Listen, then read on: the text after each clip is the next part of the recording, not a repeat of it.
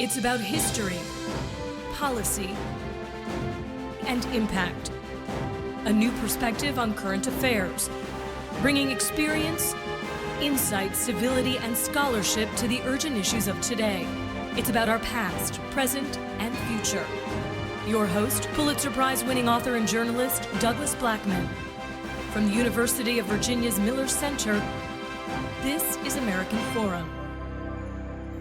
Welcome back to American Forum. I'm Doug Blackmon. The single biggest question hanging over the 2016 presidential campaign, from the very beginning of the primaries many months ago through the current debate season and now the final days before the nation votes, has been a simple one. Who is Donald Trump? What does the Republican nominee, who a year ago hardly anyone believed could be a serious contender, really believe? What's his true life story? Even his own social media Twitter handle, @RealDonaldTrump, echoes the question. His Republican opponents in the primaries accused him of not being a true conservative or even a member of their party, of being a supporter of Democrats, such as his current opponent, Hillary Clinton. Have his famous business successes been a sham? Is he simply a reality TV star with few fixed ideas about how to run the country? Or is he a truly substantive and inspired leader of the people with coherent ideas and instincts for the future of America? In this episode, we try to answer some of those questions with the help of two highly respected Washington Post journalists, Michael Kranish and Mark Fisher. Along with an enormous team of other reporters and editors, they have just published a new bestseller, a biography of the GOP nominee titled Trump Revealed, An American Journey of Ambition, Ego, Money, and Power. Thank you both for joining us. Thanks for having us. So I usually detest asking people what the title of a book means. I hate asking a writer, what does your title really mean? So I'm not going to ask you that. But your book appears to promise, Trump Revealed, promises us that you have revealed something about him we didn't already know. So what's the big reveal? Go ahead. Well, I think the big reveal for me is that he's a much more complex figure than we've been led to believe. You know, if you've watched him through all of the last year at the rallies and so on, you see a blustery guy who speaks in very simple declarative sentences, and you think, well, maybe there's not a lot going on there. And in fact, he's really quite complex. Psychologically, his business history is quite complex. He presents himself as this enormous success. Actually, his career is a series of hills and valleys, and some very deep valleys. His personal life, he presents himself as this wealthy playboy. The reality is much more interesting than that. He's actually something of a loner, a solitary figure. There's been a paradox about Donald Trump. He's one of the most public figures of our age, and yet much about him has been hidden. He doesn't want people who have worked with him to disclose what they know. He makes them sign non-disclosure agreements. He hasn't revealed his tax returns, so we don't know really if he's as wealthy as he says he is, whether he's given money to charity. And there's a lot about him that is not known. So we really felt that telling the full story in a biography, that the character would reveal himself. And we got a lot of those people who, in fact, did sign non-disclosure agreements to talk to us, and a lot of documentation, so that over the course of his life, including things that he says about himself, you get a much better sense of the character. And the biggest surprise to me personally was just how deep the valleys were that Mark referred to on the business career. He had 6 corporate bankruptcies, an awful lot of difficulties, and yet he managed to survive to this day.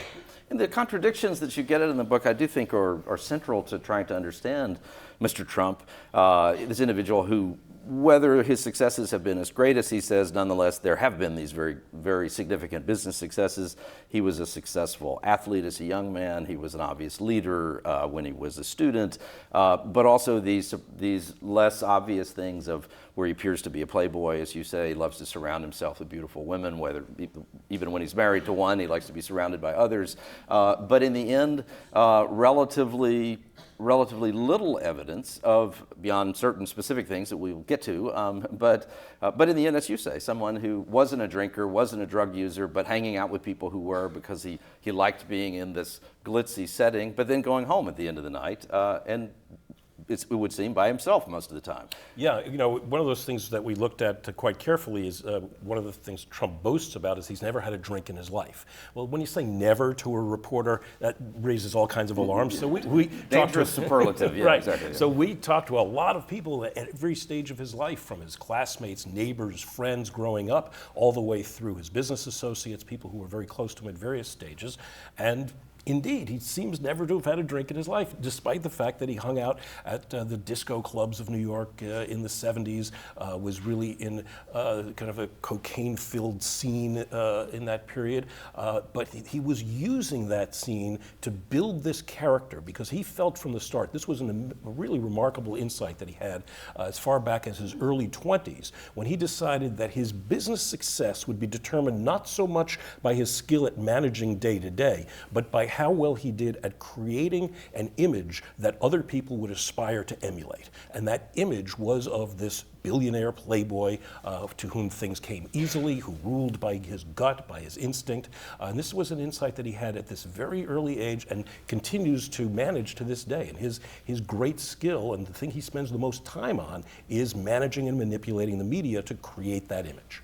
But that does touch on one specific detail that we won't talk a lot about, but that maybe was the only sort of soft moment captured in his personality, and that being about the death of his older brother, who was as an alcoholic and who must have, in some respects, affected his decision or affirmed his decision never to take a drink. Right, he told us that that was very instrumental in his thinking, that he saw what happened to his older brother. You know, he had looked at his older brother, he said he was a very handsome man, more handsome than Donald Trump himself, and that he thought that his brother would be the big success of the family. But his brother didn't want to go into the family real estate business, decided again to be instead to be a pilot, and Donald sort of ridiculed that, said, "Why do you want to be like a bus driver in the sky?" So it's a very harsh comment, but he looked at what happened to his brother and said, "I'm not going to be like that. I'm not going to drink, and I'm going to stay in the family business." You actually spent time with him. I should make a point of that. That you had multiple, 20 hours total of interviews with Trump directly. Mm-hmm. Yeah, and let's stop on that for a second. You guys are the named authors of this book, but you're actually, this book is the product of a kind of new model in journalism that the Washington Post, I think, is probably pioneering now, where you're both reporters at the Post, but this book is the product of a very large team of reporters and editors, and many of the things that are in this book have already been published along the way as standalone stories in the Post, but then this brings all this together in a unique... Right. There's a tremendous amount of material in the book that has not been in the Post, and then there's some parts that have been. The way we did it, if you recall back in March, it wasn't clear who the nominees were going to be. And normally when we do a biographical series about the presidential candidates, we'll start a year and a half in advance and have a couple of reporters preparing those stories. That was not an option this time around, and so we came up with this idea where we grabbed 25 of the best people in the newsroom and put them on everything from his ancestry. We sent reporters to his ancestral hometowns in Germany and Scotland. We sent people to examine his foreign businesses in places like Azerbaijan and Panama and so on, all the way through his life. And those reporters fed us material. We reported on our own and developed the book from that. At the same time, those reporters were using that same reported material to write stories, investigative pieces that appeared in the Washington Post. And along the way, you spent time with Trump. You guys in particular, I think, spent time with Trump himself. And the reporters in the project. And the great beauty of being able to do this was that we took a lot of threads in biography, really as many threads of a life together. And I think doing that, not just the stories, but everything fits together. You really get an understanding of why something that happened in 1989 is relevant today in 2016. We got a couple of real glimpses into that private side of Donald Trump, that more vulnerable side, in our interviews. There was one point when I asked him how he was preparing to possibly be president, and are you reading the great presidential biographies, for example? And he paused for an unusually long time, and his voice became almost tender, and he said, "You know, I've never read a biography, but I've always wanted to. I've never had the time." And so I thought, well, that was interesting. So I pressed a little harder and I said, well, how are you preparing? How will you make decisions as president? And he said, well, I'm not going to be reading any big reports or anything like that. And he told me the story of how a guy from Wall Street came to him, wanted him to make a deal in China, and said there was an innovative kind of financing that he wanted Trump to consider. And so Trump said, well, I don't know anything about that. And the guy said, no problem, we've done some research. I have a report, I'll send it to you today. And Trump said, don't send me any blanking reports, and said, because I won't read them. And so I said, well, how will you make decisions about complex issues that come before a president? And he said, people can come in, they can talk to me for 20 seconds, I'll know what to do immediately, I'll get it in my gut. All right. There's a quote from Trump that I think comes from an earlier biography of him, and I think this was partly his reaction to the death of his brother, but correct me if I'm wrong.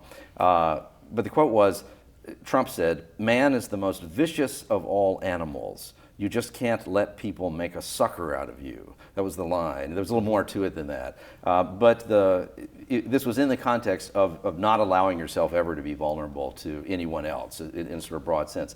But tell us about that quote and what you take it to mean. Man is the most vicious of all animals. You just can't let people make a sucker out of you. Well, Donald Trump is greatly formed by his relationship with Roy Cohn, who was the attorney for Joe McCarthy in the Army McCarthy hearings back in the 50s. And when Donald Trump and his father were sued by the federal government for a race bias case in which they were accused of not renting to blacks, Roy Cohn told the Trumps, you must fight, hit back 10 times harder or 100 times harder. And that's the philosophy that Donald Trump has kept to this day.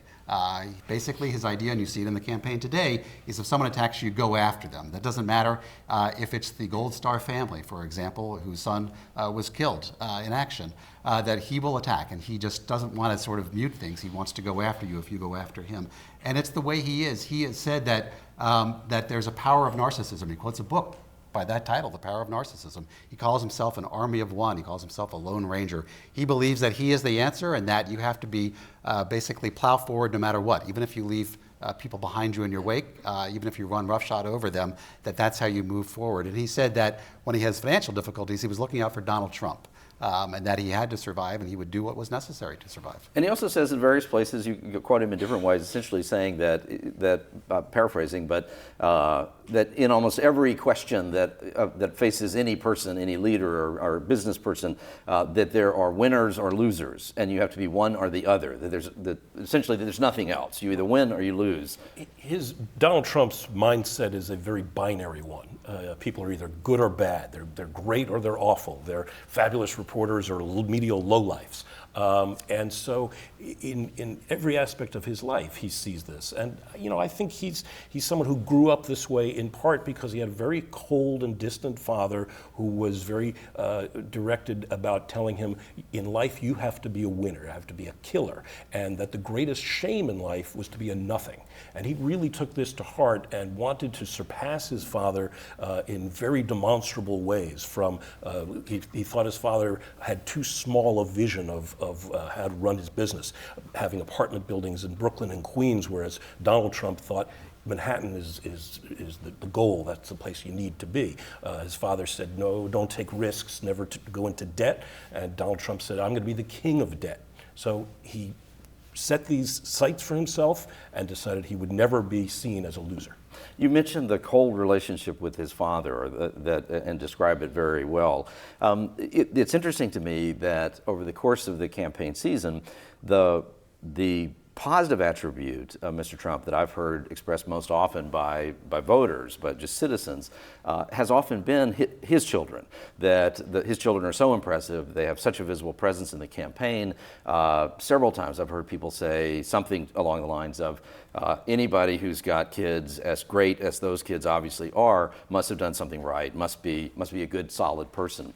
And so it's notable to me that the way that you describe his relationship with his children as they were being raised is one in which he also was quite distant and not terribly involved in particularly in the real parenting dimensions of their lives. There's a real generational pattern that we saw there where, as I said, the father was cold and distant and really didn't have much of a relationship with Donald until Donald reached perhaps his mid-teens and was old enough and patient enough to come hang out at his father's office and to learn the business, go out with him rent collecting, go out with him to construction sites. That's where the real bond was formed.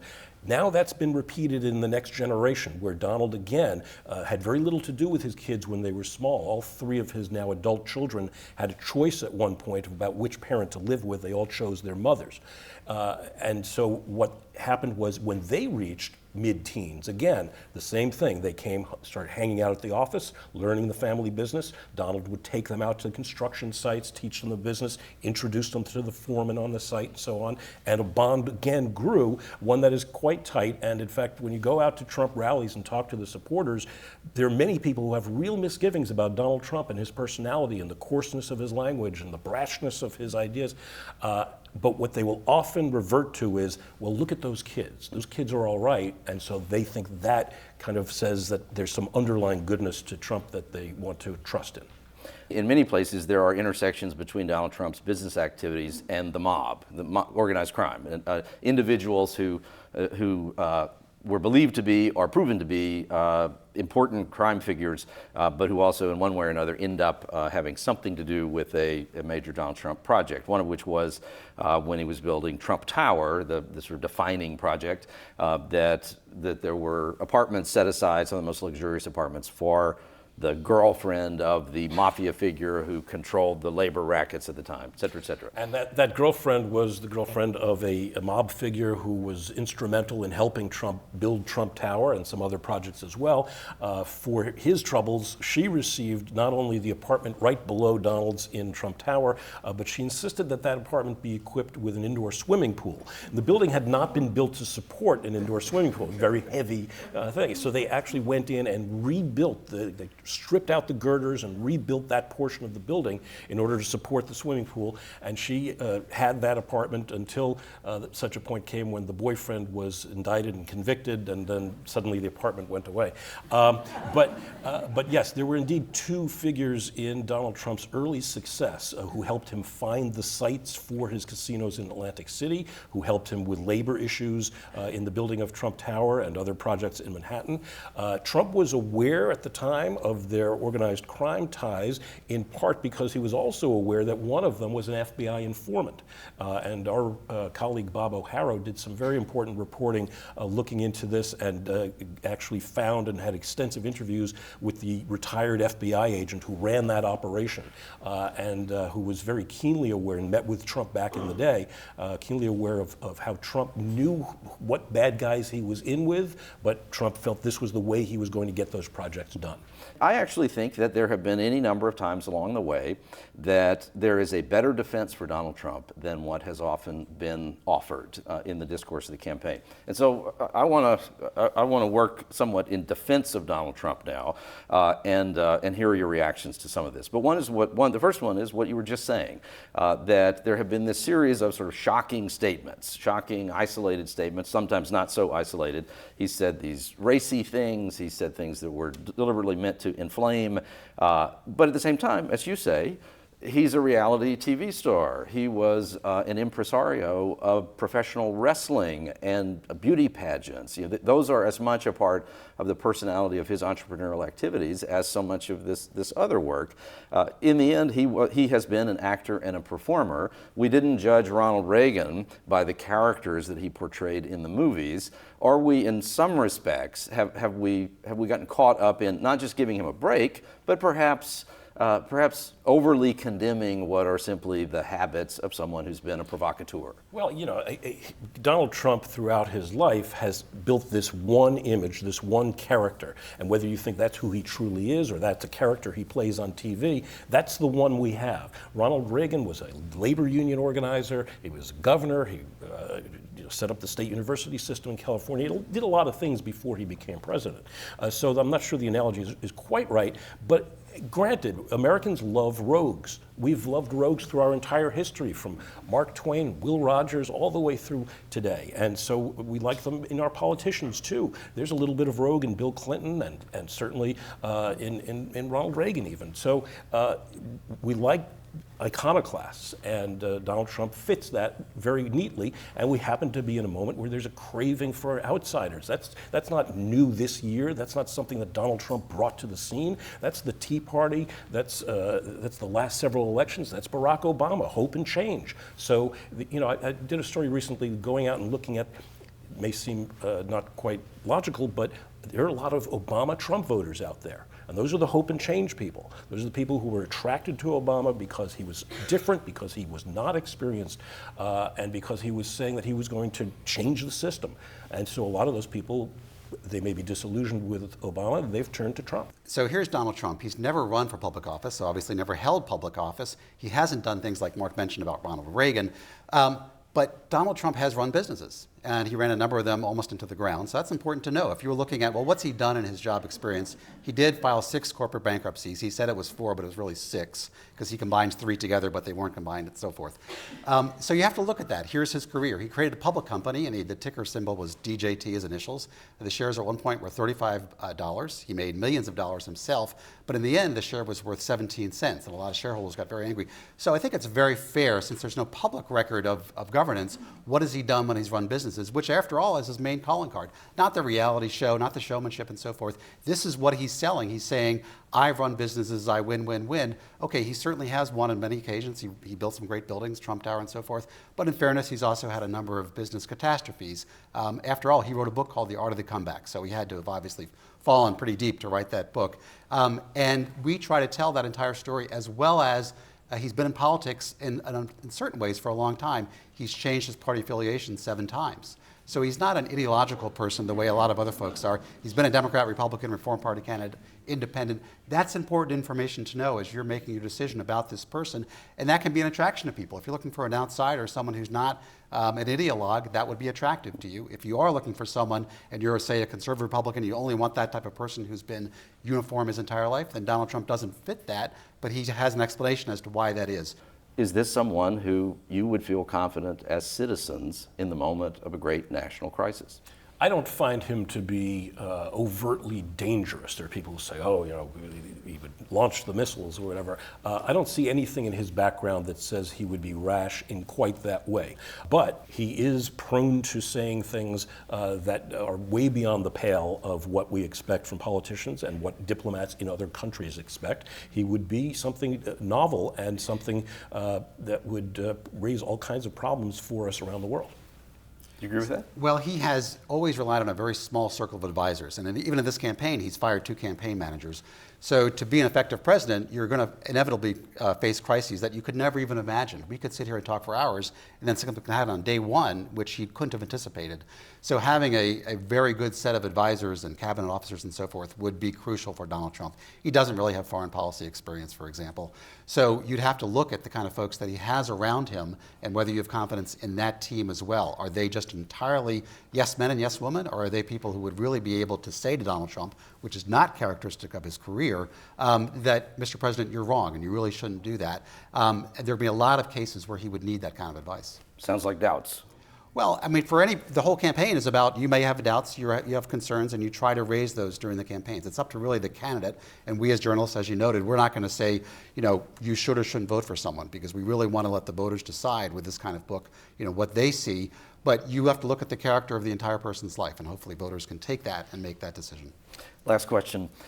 You talked about how much of the support that Donald Trump has garnered comes from a cohort of Americans who feel like they've been left behind, feel like the system isn't working for them anymore. Same folks who looked for an answer to that from Barack Obama, some who looked for that from Bernie Sanders. Donald Trump set up his campaign by publishing a book, his last book, the title of it was Crippled America. Again, something that I don't know that any prior presidential candidate could have had a book that said America was crippled and not had paid a penalty for that.